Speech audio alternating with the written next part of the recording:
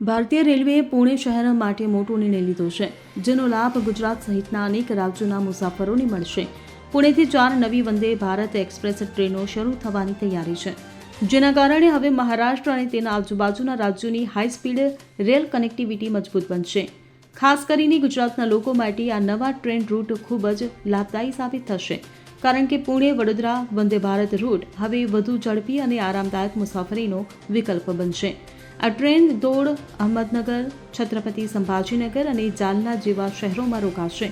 આ ટ્રેન શિંગાવ જતા ભક્તો માટે ખાસ લાભદાયી છે, જ્યાં સંત ગજાનન મહારાજનું મંદિર આવેલું છે. મહારાષ્ટ્રના ભક્તો માટે પવિત્ર યાત્રા હવે વધુ સરળ બની રહેશે.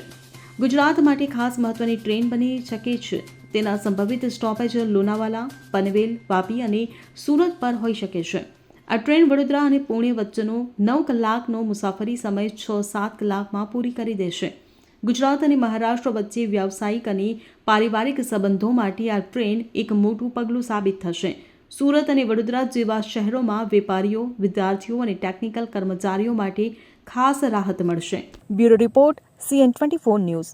હવે જુઓ દેશ દુનિયાની તમામ ખબરો તમારી આંગળીના ટેરવે.